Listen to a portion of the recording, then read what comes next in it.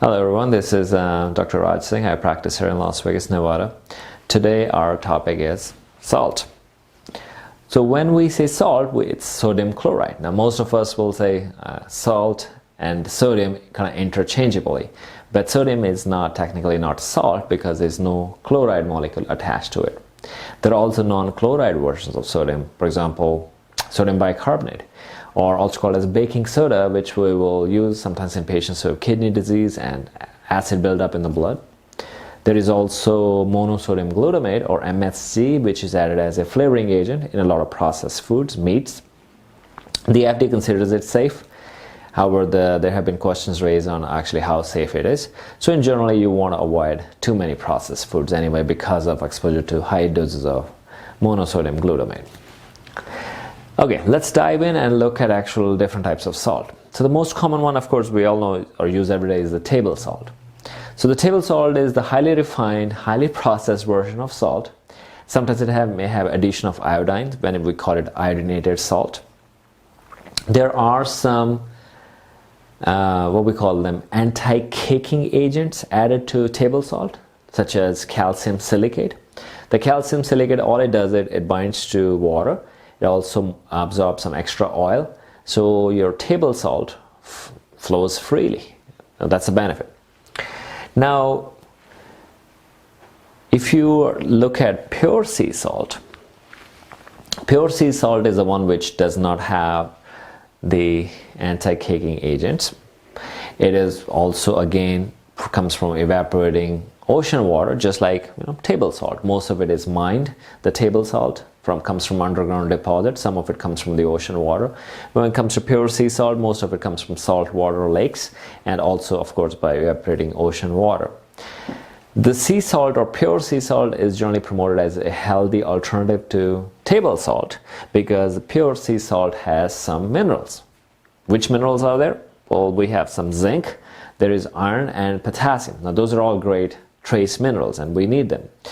But at the same time, the amount of pollution in oceans is so high these days that you have also high exposure to lead, sometimes arsenic, mercury, and also something called microplastics, which are really these fine plastic particles.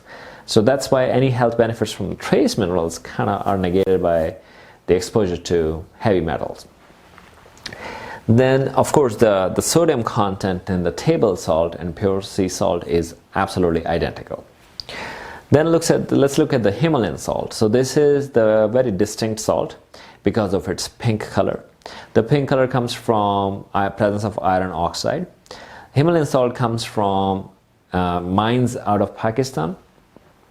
The Himalayan salt is the one which is highly or very heavily marketed as being a healthier version of the salt because of a couple of reasons. One, there's more trace minerals, just like we addressed, some iron, magnesium, zinc, and also because it has more trace minerals, the actual content of sodium goes down. So theoretically, yes, it has less sodium content compared to table salt. So you could make an argument that yes, you are consuming less sodium when you're using Himalayan salt. Problem is most of it is not iodinated, so you can have iodine deficiency. The other issue is it's 20-30 times more expensive than regular table salt. So isn't it better to just spend that money on buying a good nutritional supplement which actually has all the trace minerals or a good multivitamin? Same thing with Himalayan sea salt lamps, right? Or Himalayan salt lamps. They also don't have any health benefits. Yeah, there is this theory that yes, you will bind all the free radicals and by the ions that are released into the atmosphere around you from those salt lamps, but that has not been proven, right? And some companies have been fined also because of deceptive marketing or false advertisement. Then comes the question of Celtic or Celtic sea salt. This is from a ocean off the French coast, from the Brittany coast, and again it used to be advertised, or still advertised actually, as a highly purified sea salt.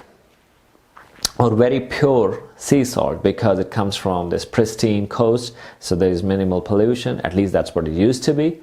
Nowadays, most of the Celtic or Celtic salt actually does not come from France, but actually comes from Guatemala and Hawaii.